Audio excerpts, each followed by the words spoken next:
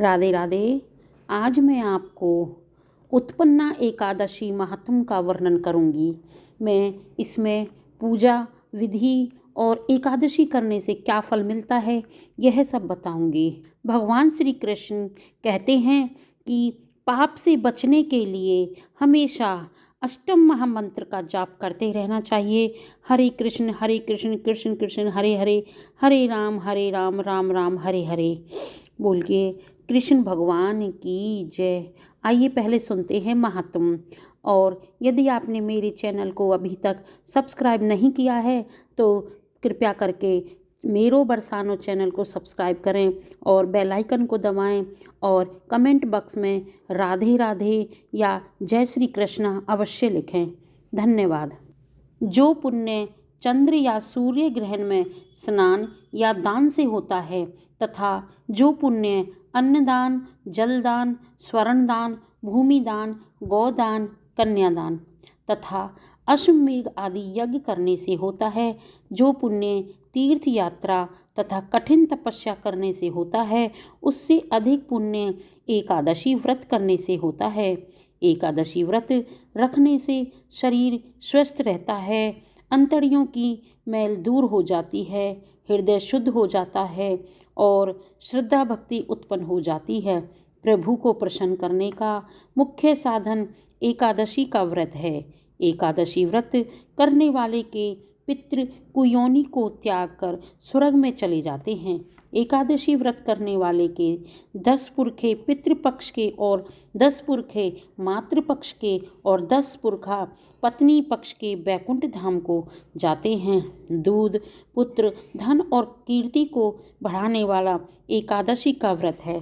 एकादशी का जन्म भगवान के शरीर से हुआ था। प्रभु के समान पतित पावनी है, अतः आपको लाखों प्रणाम है। आइए सुनते हैं एकादशी व्रत की विधि।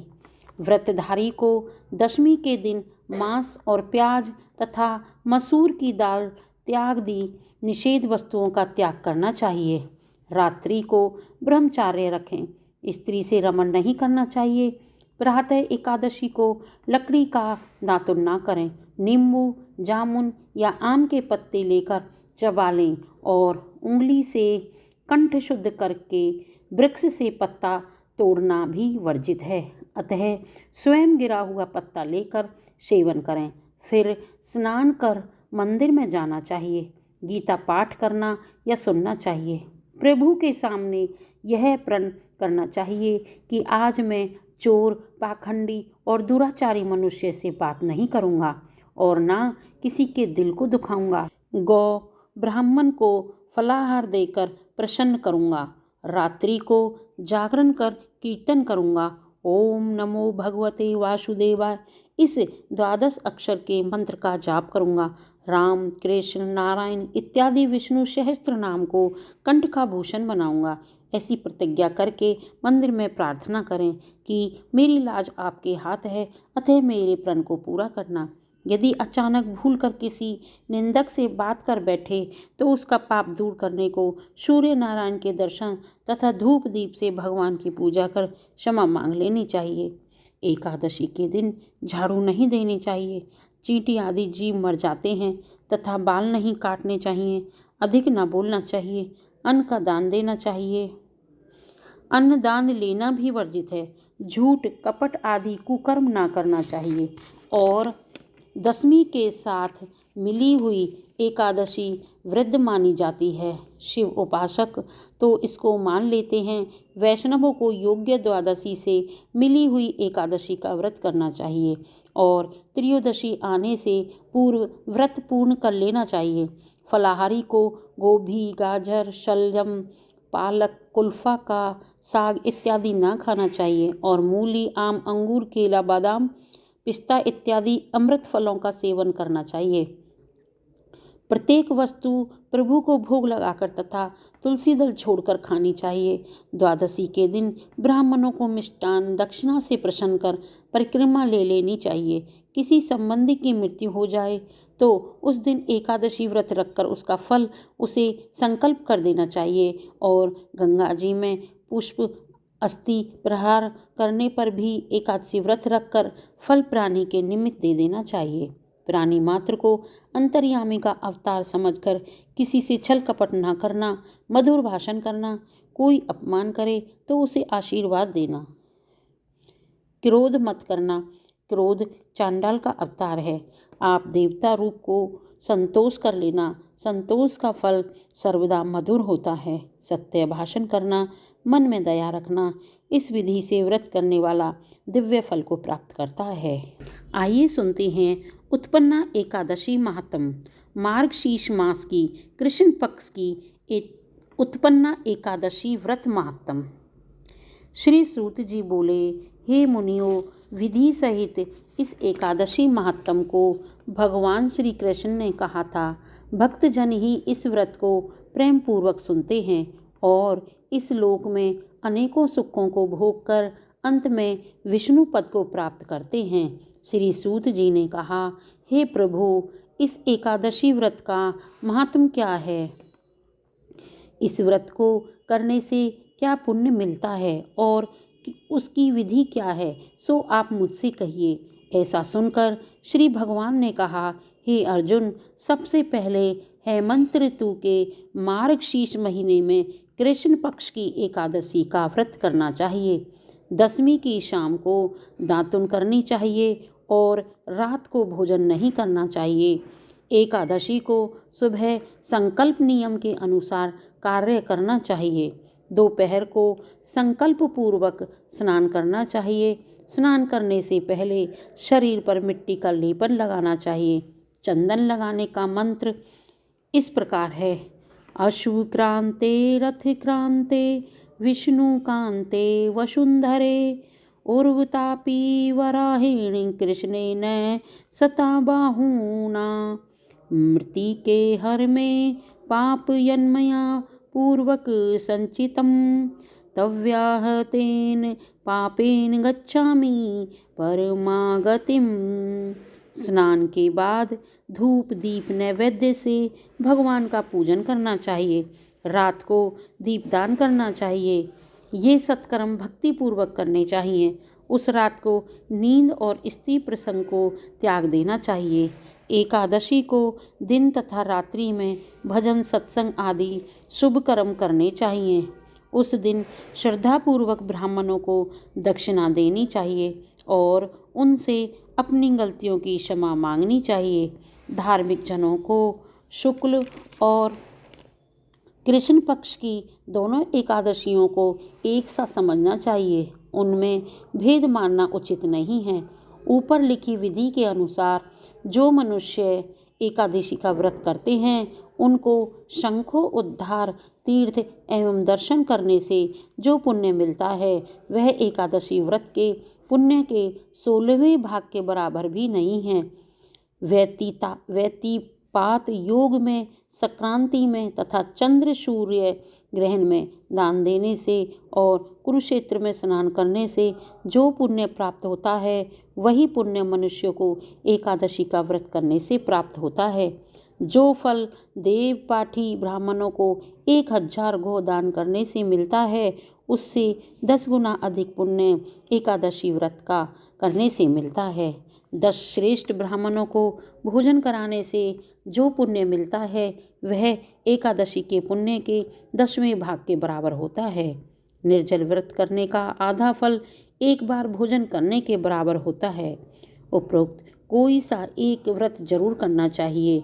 एकादशी का व्रत करने पर ही यज्ञ दान तप आदि मिलते हैं, अन्यथा नहीं। अतः एकादशी को अवश्य ही व्रत करना चाहिए। इस व्रत में शंख से जल नहीं पीना चाहिए। मछली, सूअर तथा अन्य निरामिष भोजन एकादशी के व्रत में वर्जित है। एकादशी व्रत का फल 1000 यज्ञों से भी अधिक है। ऐसा सुनकर अर्जुन ने कहा, हे भगवान, आपने इस एकादशी के पुण्य को अनेक तीर्थों के पुण्य से श्रेष्ठ तथा पवित्र क्यों बतलाया है? यह सब आप विस्तार पूर्वक कहिए। भगवान बोले, हे अर्जुन, सतयुग में एक महाभयंकर दैत्य हुआ था। उसका नाम सुर था। उस दैत्य ने इंद्र आदि देवताओं पर विजय प्राप्त कर उन्हें उनके स्थान से गिरा दिया। तब देवेंद्र ने महादेव से प्रार्थना की कि हे शिव शंकर, हम सब देवता मुरदैत्य के अत्याचारों से दुखित हो मृत्युलोक में अपना जीवन व्यतीत कर रहे हैं। अन्य देवताओं की हालत का तो मैं वर्णन ही नहीं कर सकता। आप कृपा कर इस महान दुख से छूटने का उपाय बतलाइए। शंकर जी बोले, हे देवेंद्र, आप विष्णु भगवान के पास जाइए। इंद्र तथा अन्य देवता महादेव जी के वचनों को सुनकर क्षीर सागर गए, जहाँ पर भगवान विष्णु शेषशय्या पर शयन कर रहे थे। भगवान को शयन करते देखकर देवताओं सहित इंद्र ने स्तुति की कि हे देवताओं के देव, आप स्तुति करने योग्य हैं, आपको बारंबार प्रणाम है। हे दैत्यों के संहारक, हे मधुसूदन, आप हमारी रक्षा करें। हे जगन्नाथ, समस्त देव दैत्यों से भयभीत होकर हम आपकी शरण में आए हैं। इस समय दैत्यों ने हमें स्वर्ग से निकाल दिया है और हम सब देवता पृथ्वी पर विचरण कर रहे हैं। अब आप ही हमारी रक्षा कीजिए, रक्षा कीजिए। देवताओं के द्वारा करुणापूर्ण वाणी को सुनकर श्री विष्णु भगवान बोले, हे देवताओं, वह कौन सा दैत्य है जिसने देवताओं को जीत लिया है? भगवान के उस अमृत रूपी वचनों को सुनकर इंद्र बोले, हे भगवान, प्राचीन समय में नाड़ी जंगम नाम का एक दैत्य था। उस दैत्य की ब्रह्मवंश में उत्पत्ति हुई थी। उसी दैत्य के पुत्र का नाम मुर है। उसकी राजधानी चंद्रावती है। उस चंद्रावती नगरी में वह मुर नामक दैत्य निवास करता है, जिसने अपने बल से समस्त विश्व को जीत लिया है और सब देवताओं को देवलोक से निकालकर अपने अपने दैत्य कुल के इंद्र, अग्नि, यम, वरुण, चंद्रमा, सूर्य आदि लोकपाल बनाए हैं। वह स्वयं सूर्य बनकर पृथ्वी को तापता है और स्वयं मेघ बनकर जल की वर्षा करता है। अतः आप उस बलशाली भयानक दैत्य को मारकर देवताओं की रक्षा करें। इंद्र के ऐसे वचन सुनकर श्री विष्णु भगवान बोले, देवताओं, मैं तुम्हारे शत्रुओं का शीघ्र ही संहार करूंगा।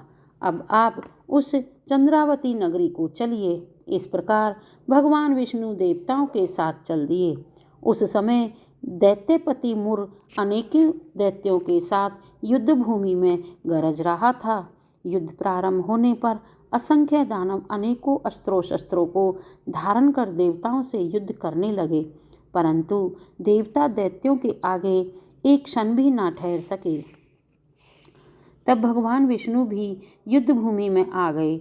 जब दैत्यों ने भगवान विष्णु को युद्ध भूमि में देखा तो उन पर अस्त्रों शस्त्रों का प्रहार करने लगे। भगवान भी चक्र और गदा से उनके अस्त्र शस्त्रों को नष्ट करने लगे। इस युद्ध में अनेकों दानव सदैव के लिए सो गए, परंतु दैत्यों का राजा मुर भगवान के साथ निश्चल भाव से युद्ध करता हुआ रहा। भगवान विष्णु मुर को मारने के लिए जिन जिन शस्त्रों का प्रयोग करते, वे सब उसके तेज से नष्ट होकर उस पर पुष्पों के समान गिरने लगे। अनेक अस्त्रों शस्त्रों का प्रयोग करने पर भी भगवान उसको न जीत सके। वह आपस में मल्लयुद्ध करने लगे। भगवान विष्णु उस दैत्य से देवताओं के लिए सहस्त्र वर्ष तक युद्ध करते रहे, परंतु उस दैत्य को न जीत सके। अंत में विष्णु शांत होकर विश्राम करने की इच्छा से बद्री का आश्रम चले गए। उस समय 38 कोस लंबी एक द्वार वाली हेमवती नाम की एक गुफा में शयन करने की इच्छा से भगवान उसमें प्रवेश कर गए। हे अर्जुन, अतः मैंने उस गुफा में शयन किया है। वह दैत्य भी मेरे पीछे पीछे चला आया है। तब मुझको शयन करता देखकर मारने को तैयार हो गया। वह दैत्य सोचने लगा कि मैं ये आज अपने चिरशत्रु को मारकर सदैव के लिए निष्कंटक हो जाऊंगा। उसी समय मेरी देह से एक अत्यंत सुंदर कन्या दिव्य वस्त्र धारण करके उत्पन्न हुई और दैत्य के सामने आकर युद्ध करने लगी। तब वह दैत्य आश्चर्य के साथ सोचने लगा कि यह ऐसी बलवान कन्या कहाँ से उत्पन्न हुई। वह दैत्य उस कन्या से लगातार युद्ध करता रहा। कुछ समय बीतने पर उस कन्या ने क्रोध में आकर उस दैत्य के अस्त्र शस्त्रों के टुकड़े टुकड़े कर दिए। उस कन्या ने उसका रथ तोड़ डाला। तब तो वह दैत्य महान क्रोध करके उससे मल्लयुद्ध करने लगा। उस कन्या ने उसको धक्का मारकर मूर्छित कर दिया। उस उठने पर उसका सिर काट लिया। वह दैत्य सिर कटते ही पृथ्वी पर गिर गया और मृत्यु को प्राप्त हुआ। अन्य समस्त दानव भी ऐसा देखकर पाताल लोक को चले गए। जब भगवान विष्णु की निद्रा टूटी तो उस दैत्य को मरा देखकर अत्यंत आश्चर्य करने लगे और विचारने लगे, इस दैत्य को किसने मारा है। तब वह कन्या भगवान से हाथ जोड़कर बोली कि हे भगवान, यह दैत्य आपको मारने को तैयार था, तब मैंने आपके शरीर से उत्पन्न होकर इसका वध किया है। इस पर भगवान बोले कि हे कन्या, तूने इसको मारा है, अतः मैं तेरे ऊपर अत्यंत प्रसन्न हूँ। तूने तीनों लोकों के देवताओं को सुखी किया है, इसीलिए तू अपनी इच्छा अनुसार वरदान मांग।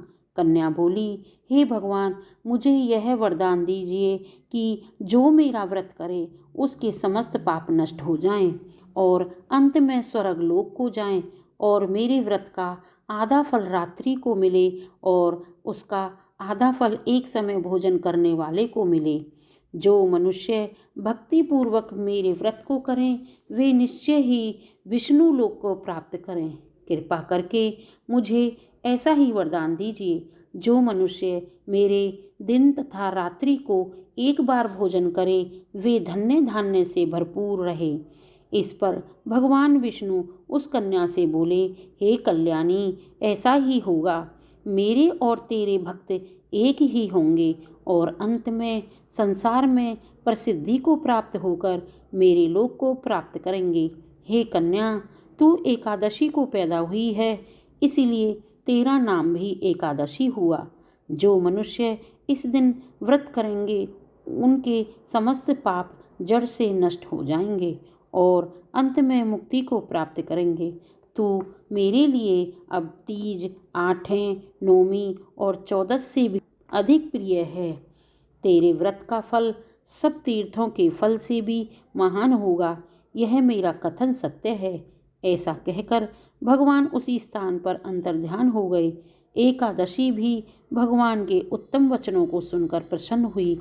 भगवान बोले, हे अर्जुन, सब तीर्थों सब व्रतों के फल से एकादशी व्रत का फल सर्वश्रेष्ठ है। मैं एकादशी का व्रत करने वाले मनुष्यों के शत्रुओं को नष्ट कर देता हूँ और उन्हें मोक्ष देता हूँ। उन मनुष्यों के विघ्नों को मैं स्वयं ही नष्ट कर देता हूँ। हे अर्जुन, यह मैंने तुमसे एकादशी की उत्पत्ति के बारे में बतलाया है। एकादशी व्रत समस्त पापों का नष्ट करने वाला और सिद्धि को देने वाला है। उत्तम मनुष्यों को दोनों पक्षों की एकादशियों को समान समझना चाहिए। उनमें भेदभाव मानना उचित नहीं है। जो मनुष्य एकादशी महात्म को श्रवण व पठन करते हैं उनको अश्वमेध यज्ञ फल मिलता है। बोलो विष्णु भगवान की जय।